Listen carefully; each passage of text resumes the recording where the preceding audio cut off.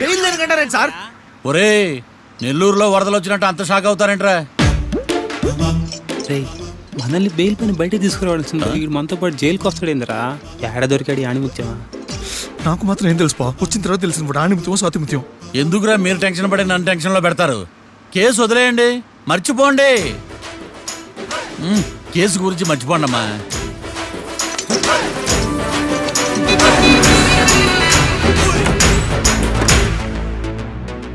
నేను నీ గురించి ఎంతో ఎక్స్పెక్ట్ చేశాను. నిన్ను నా రోల్ మోడల్గా తీసుకున్నాను. కానీ కోర్టులో నీ పర్ఫార్మెన్సెస్ నాకు అర్థం కావట్లేదు. రోల్ మోడలా? నా పర్మిషన్ లేకుండా నన్నెందుకు రోల్ మోడల్గా తీసుకున్నావు? చూడమ్మా, లా చదివితే లాయర్ అవుతావు, నన్ను ఫాలో అయితే ఫూల్ అవుతావు. ముందు నువ్వు కూర్చోమ్మా, కూర్చోమ్మా. రాకిని కళ్యాణి విడిపిస్తావని నేను తీసుకొస్తే నువ్వు వాళ్ళతో పాటు జైలుకి వెళ్ళడం ఏంటి? Intelligent question. నాకు సమాధానం కావాలి. చూడమ్మా, కోర్టులో ఎలా ఉండాలో ఒక్కొక్క లాయర్ ఒక్కో దారి ఎంచుకుంటాడు. నేను ఈ దారి ఎంచుకున్నాను. నేను కూడా లా స్టూడెంటే కదా మావయ్య, నన్నేమైనా హెల్ప్ చేయమంటావా? ఒక పని చేయి, జడ్జి నాకు ఫైన్ వేస్తూ ఉంటాడు, నువ్వు ఫైన్ కట్టినా నిడిపిస్తూ ఉండు. అదే నువ్వు నాకు చేసే హెల్ప్. అది కాదు మావయ్య. అంతే. అంతేనా? Practice makes everyone's perfect. Okay.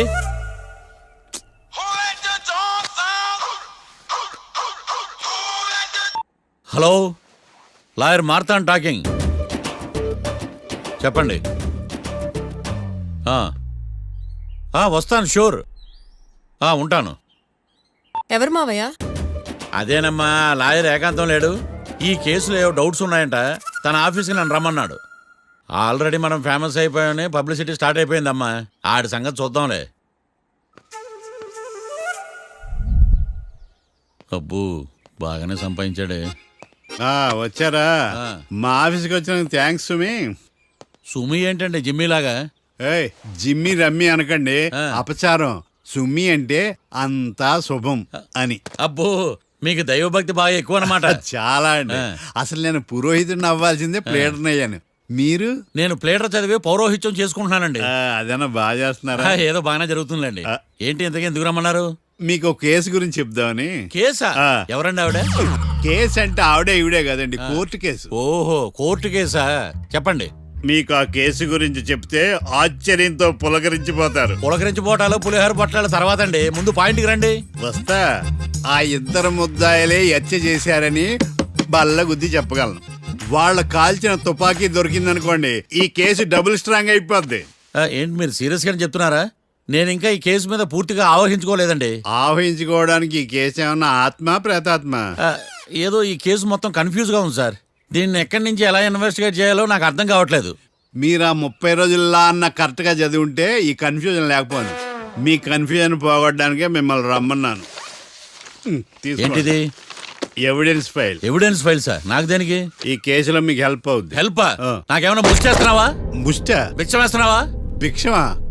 ఏంటండి అంత కఠినంగా మాట్లాడుతున్నారు? కఠినంగా మాట్లాడక కవులుంచుకుని మాట్లాడమంటావా? రెస్పెక్ట్ ఇచ్చి మాట్లాడు. నీకు రెస్పెక్ట్ ఇచ్చేదేంట్రా? రా. అవునరా. మళ్ళీ రానా? లేకపోతే నన్నే మోసం చేద్దాం అనుకున్నావా? నిన్ను మోసం చేస్తే నాకేం వస్తుంది బొంగు? ఇక ఆపు. అసలే నీ సైలెన్సర్ కి సౌండ్ ఎక్కువ, పికప్ తక్కువ. ఎందుకు పనికిరాని ఫైల్స్ నాకు ఇస్తే ఈ కేసులో నేను ఓడిపోతానని నీ నమ్మకం. No, never. You are unprofessional pool.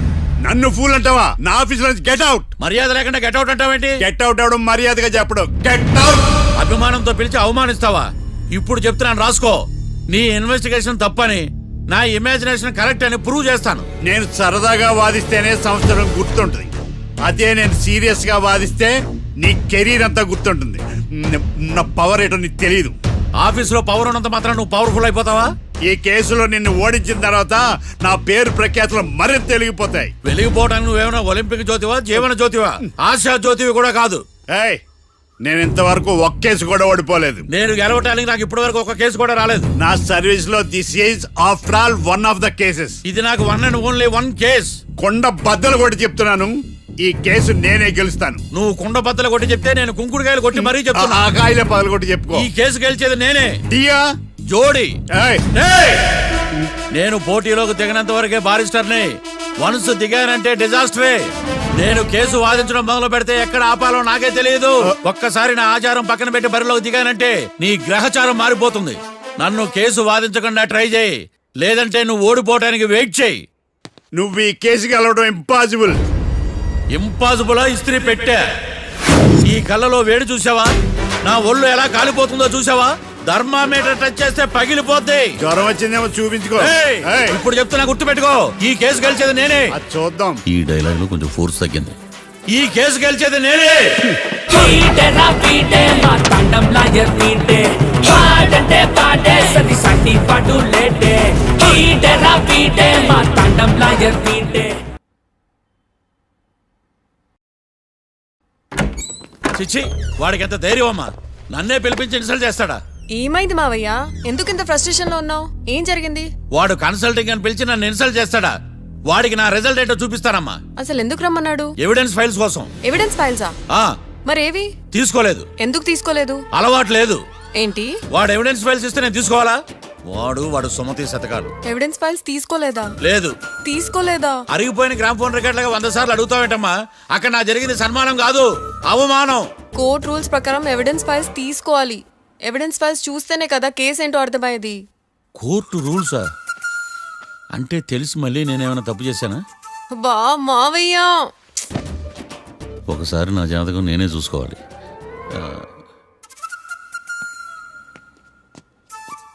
అమ్మ కీర్తి, నువ్వేం బాధపడకు. ఆ ఫైల్స్ తీసుకొచ్చే బాధ్యత నాది. బావా బావా, వినపడతాను చెప్పా. ఈ మధ్య జైలుకి పోయిన వాళ్ళందరూ బాగా ఫేమస్ అవుతారా? ఈ లెక్క మనం కూడా ఫేమస్ ఫిగర్సే బావు. రే, ఫేమస్ అవ్వాలంటే ముందు రిలీజ్ అవ్వాలిరా. ఆడి వల్ల మనం బీపీలో ఫేమస్ అవుతున్నాం. కరెక్టే బావా, వాడు కోర్టులో చేసే ఓవర్ యాక్షన్ వల్ల మనకి అబాయిసినట్టుంది. కేరళకి వరదలు వచ్చినట్టు మన జీవితాల్లోకి వీడు వచ్చాడు. ఆడు హెల్ప్ చేస్తున్నాడు, ఆడే లా ప్రాక్టీస్ చేసుకుంటున్నాడు. నాకైతే ఏం అర్థం కావట్లా. ఛీ, వస్తారా బెయిల్ ఇస్తారా? అయ్యా, వాడైతే మనకి కేసులో గెలిపిస్తాడని నమ్మకమేలే. ఛీ. ఫస్ట్ డే నుంచి వాడిని మనం నెగిటివ్ గానే చూస్తున్నాం. అది కరెక్ట్ కాదు. ఒకసారి పాజిటివ్ గా చూద్దాం. నాకెందుకో వాడు మనల్ని కేసులో గెలిపించి మన జీవితాల్లో దీపాలు వెలిగిస్తారన్న నమ్మకం నాకుంది.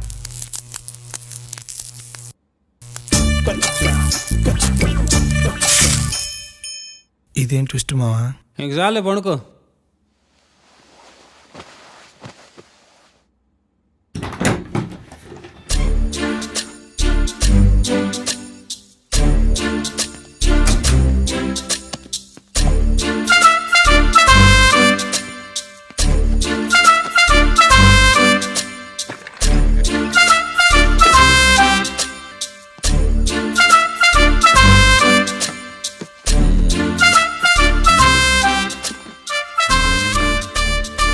అమ్మయ్య, దొరికిందిలే దొరికిందిలే. నమస్తే సార్. ఇవి ఎవిడెన్స్ ఫైల్స్ కావా? మళ్ళీ దెబ్బడిపోయింది. జంగిలీ పనులు చేయడానికి సిగ్గులేదు నీకా? ఏమిటి సుమి, ఈ వేళప్పుడు నా ఆఫీస్కి వచ్చావు? ఓ, ఎవిడెన్స్ ఫైల్ కోసమా? ఇది సినిమా కేసులకు సంబంధించిన ఫైలు. లా ఒక్కింత లేదు, చదివాడు గాని. ఒక్కలో తమను పగలంటారా నీ బోందా? School పిల్లకాయ rubber మింగేసినట్టు గమ్మునుంటావేంది? మాట్లాడు. ఎవిడెన్స్ ఫైల్ ఇచ్చినప్పుడు తీసుకోకుండా ఇప్పుడు వచ్చి గుడిసాడు పనులు చేయడమేంది? అప్పుడు తీసుకోవాలనిపించలేదు, ఇప్పుడు అడగాలనిపించలేదు, అందుకే ఇలాగా. చూసారా సార్, సిగ్గు లేకుండా ఎంత మూర్ఖంగా మాట్లాడుతున్నాడు. ఈడొకడు సుమి అంటూ నా ప్రాణాలు తీస్తున్నాడు. సార్, ఆ. ఎప్పుడు నెగిటివ్ గానే మాట్లాడతారు, పాజిటివ్ ఉండదా? ఏం ప్లేడరో గొంతు లేస్తుందే. బ్యాట్స్మెన్ బౌలర్ కలిసి ఎంపైర్ని దెబ్బేసినట్టు మీ ఇద్దరు కలిసి నన్ను టార్గెట్ చేశారండి సార్. అసలు నువ్వు చేసిన పనికి పోలీస్ కంప్లైంట్ ఇవ్వాలి. ఈ విషయం బయటికి తెలిసిందనుకో పరువు పోదు సార్. ఇది ఏమైనా బయటికి చెప్పుకునే విషయం అండి? పరువు వద్దని తెలిసినప్పుడు ఎందుకు చేశావు? నీ తెక్క దశలు చూస్తా ఉంటే నా రక్తం ఏరులై పారుతుంది. పెన్నా నదిలోనా కృష్ణా నదిలోనా సార్? చింత పిక్కల సాకులు చెప్పడానికి సిగ్గులేదు నీకా? సరే సార్, నేను బయలుదేరుతున్నాను. ఆగో, ఇదిగో ఏకాంతమో ఆ ఎవిడెన్స్ ఫైల్ ఇచ్చి వీడి పీడ వదిలించకూడదా? ప్లీజ్. సరే సార్. ఇట్లా అందరికి చెమటలు పెట్టించే బదులు బెయిల్కి అప్లై చేయొచ్చుగా. బెయిలా? దేనికి? బెయిల్ దేనికంటావేంది? బెయిల్ దేనికిస్తాడో నీకు తెలియదా? నీకు తెలుసా? ఒక్క లాయర్ జడ్జి అడిగే ప్రశ్న ఇదే. ముచ్చుకో మాలూం. మాకు మాలూం. అయితే అప్లై చేయొచ్చుగా. మీరు ఎప్పుడు పడితే అప్పుడు బెయిల్ ఇస్తే నేను తీసుకోనండి. నాకు అవసరమైనప్పుడే నేను తీసుకుంటా. ఇదిగో evidence file. Thank you sir. ఎవరి చేతనా చదివించుకో, బయలుదేరు. ఆ, పైత్యానికి కూడా ఒక పద్ధతి ఉంటది, పిచ్చికి కూడా ఒక ప్రోగ్రెస్ ఉంటది. వీడిది పిచ్చో పైచో అర్థం కావలేదప్పా. ఎర్రి. ఆ? వాడు చెప్పింది కరెక్టే అండి. ఆడికా మనక ఎర్రే.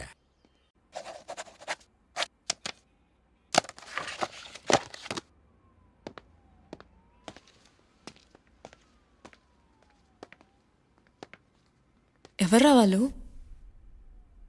Bank staff. ఏంటి అంత సీరియస్గా ఆలోచిస్తున్నావు? నన్ను జాబ్లో సస్పెండ్ చేశారు. వాట్? నేరం రుజువైన నిర్దోషం ప్రూవ్ అయ్యే వరకు నేను తిరిగి జాబ్లో చేరలేను. నేను తప్పకుండా కేసు నుంచి బయటకు తీసుకొస్తాను, నాది బాధ్యత. అనవసరంగా నువ్వు నా వల్ల చాలా సఫర్ అవుతున్నావు. నాకు నీ మీద ప్రేమ ఉందని గుర్తుపెట్టుకున్నాను, కానీ స్వార్థం ఉందని గుర్తించలేకపోయాను. అందుకే ఒక నిర్ణయానికి వచ్చాను. ఏంటది? మనం మనం విడిపోదాం. వాట్? అసలు ఏం మాట్లాడుతున్నావు అర్థమవుతుందా నీకు? ఇప్పుడున్న సిచ్యువేషన్లో నేను ఈ కేసు నుంచి బయటపడతానా, అసలు బయటకు వస్తానా లేదా అన్న గ్యారంటీ లేదు. నేరం రుజువైతే ఎన్నేళ్ళు శిక్ష పడుతుందో కూడా తెలీదు. నా ఫ్యూచర్ ఎలాగో నా చేతిలో లేదు. నీ ఫ్యూచర్ రిస్క్లో పడుతున్నామని భయంగా ఉంది. ప్రేమకి భవిష్యత్తుకి మధ్యలో భయం ఒకటి ఉందని గుర్తు చేస్తున్నావా? ప్రేమ భయానికి లమ్మకపోయినా భవిష్యత్తుకి భయపడాలిగా. ప్రేమించిన అమ్మాయి కలలో చూస్తూ ప్రపోజ్ చేయడానికి రాని ధైర్యం బ్రేకప్ చెప్పడానికి మాత్రం ఎలా వస్తుంది? నా ప్రేమని సంతోషానికి కారణం అవ్వాలనుకున్నాను, కానీ అదే కన్నీళ్ళకి కారణం అవుతుంటే నేను తట్టుకోలేకపోతున్నాను. ప్రేమించిన వాళ్ళ కోసం వచ్చే కన్నీళ్ళు విడిపోవడానికి కాదు, కలిసి ఉండడానికి. ప్రాబ్లమ్స్ ఉన్నప్పుడు పోరాడాలి, భయపడి పారిపోవడం ఏంట్రా? వేరు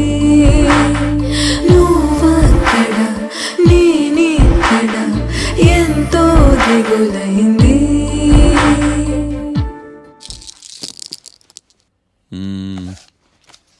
గురుడు మూడో స్థానం. ఆ? హలో, నేను లాయర్ మాట్లాడని మాట్లాడుతున్నా. ఓ మీరా? మీ అబ్బాయి జాతకం ఇప్పుడే సరి చేస్తున్నా. మీరేం టెన్షన్ పడకండి. మీ అబ్బాయి పెళ్ళికి మంచి ముహూర్తం పెట్టే బాధ్యత నాది. నన్ను నమ్మండి. ఉంటాను. ఎవరు మావయ్య ఫోన్లో ముహూర్తం పెడతానంటున్నారు? అదేనమ్మా, కొత్త కేసు ఒకటి వచ్చింది. టేకప్ చేసే ముందు మంచి ముహూర్తం చూద్దామని. కొత్త కేసు ఏంటి మావయ్య? ముందు నువ్వు కూర్చోమ్మా, అసలే ఎండను పడొచ్చావు. ఇంకేంటమ్మా కబుర్లు? ఇప్పుడు మళ్ళీ కొత్త కేసు దేనికి? ఉన్న కేసుకే బెయిల్ అప్లై చేయట్లేదు నువ్వు. చూడమ్మా, బెయిల్ తీసుకోవటం నాకు చేతగా కాదు. నా ఫస్ట్ కేసులో డైరెక్ట్గా వాళ్ళు కేసు గెలిచాక బయటికి రావాలి. అంతేగాని బెయిల్ తీసుకుని బయటకు వస్తే నాకు అవమానం, నన్ను నేను తగ్గించుకున్నట్టు అవుద్ది. ఇది నా సెంటిమెంట్ అమ్మా. నేను ఫిక్స్ అయ్యా, నువ్వు కూడా ఫిక్స్ అయిపో. అంతే. అంతేనా? అంతే. Sir, snacks time. ఈసారి ఏ గుళ్ళోదిరా? గుళ్ళోది కాదు, మా ఇంటర్ కైప్సాం భజన జరుగుతుంటే 2 దండాలు పెట్టి 4 కప్పులు తెచ్చేసా. బయటికి వెళ్ళరా. చాలా బాగుంటాయి సావా. ఎల్లో. ఏందైనా ప్రసాద్ తినే ప్రాప్తే లేదు, ఇది కూడా మనకే. ఏమ్మా, ప్రసాదం ఏమైనా తింటావా? అసలు నువ్వు ఎందుకు వచ్చావమ్మా? ఏం లేదు మావయ్య, మీరు ఇచ్చిన ఎవిడెన్స్ ఫైల్ ని స్టడీ చేశాను. మర్డర్ జరిగిన ప్లేస్కి వెళ్ళి ఇన్వెస్టిగేట్ చేసి ఈ కేసుకి సంబంధించిన నోట్స్ ప్రిపేర్ చేశాను. Very good. ఒక్కసారి నువ్వు ఈ ఫైల్స్ చెక్ చేస్తే ఈ కేసుకి హెల్ప్ అవుతుందేమో మావయ్య. అది అక్కడ పెట్టేళ్ళమ్మా, నేను తర్వాత చూస్తా కదా. ప్లీజ్ మావయ్య చూడండి ఒకసారి. అలాగేనమ్మా, అక్కడ పెట్టు. నువ్వు బయలుదేరు. రే, పాపకు ఒక ఆటో చెప్పు. ముందు ఈ జాతకం సంగతి చూడాలి. యువర్ ఆనర్, ఈ కేసు ఇన్వెస్టిగేషన్ సంబంధించిన పేపర్స్, ఫోటోస్, ఎవిడెన్స్ కాపీస్ ని కోర్టు వారికి సబ్మిట్ చేస్తున్నాను.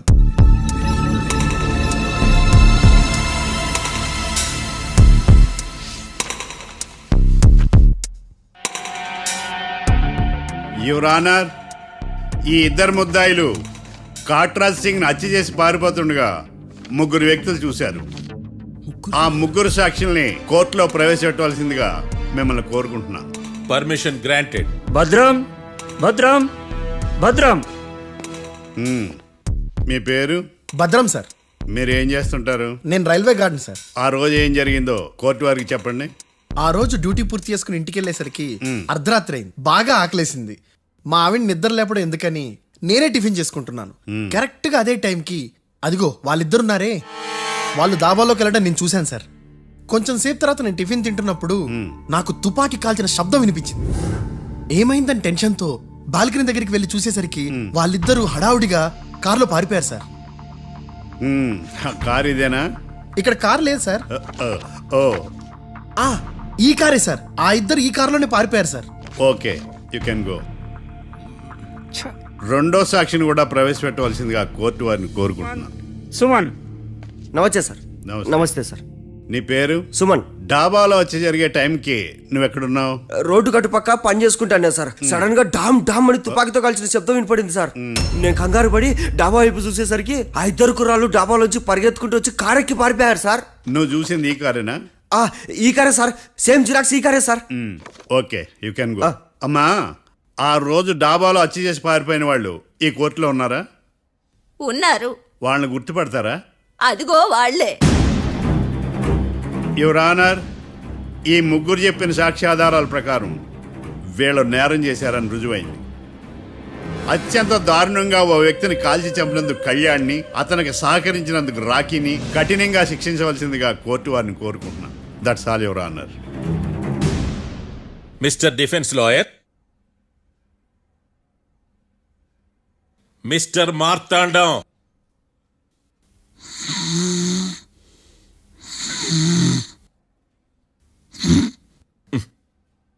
కోర్టులో నిద్రేందయ్యా?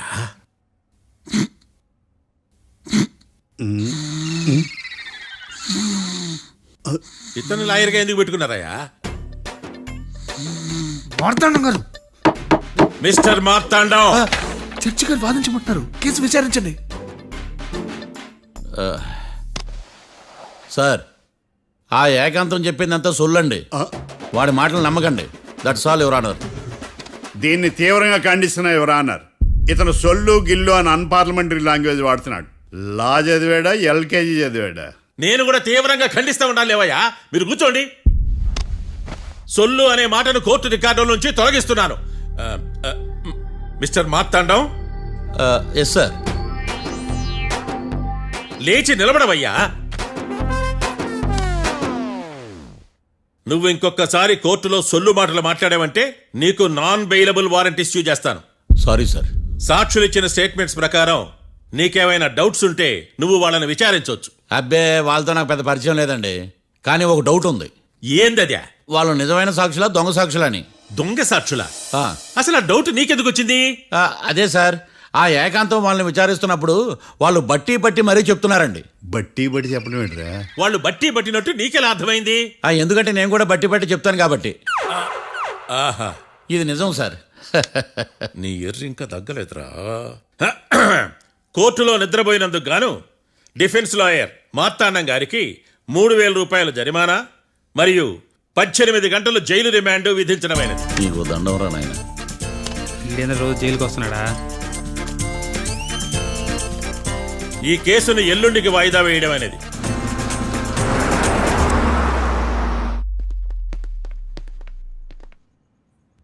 హాయ్. అర్థమైంది. రాత్రి జైల్లోనే మిమ్మల్ని ఇద్దరిని కలుద్దాం అనుకున్నానయ్యా.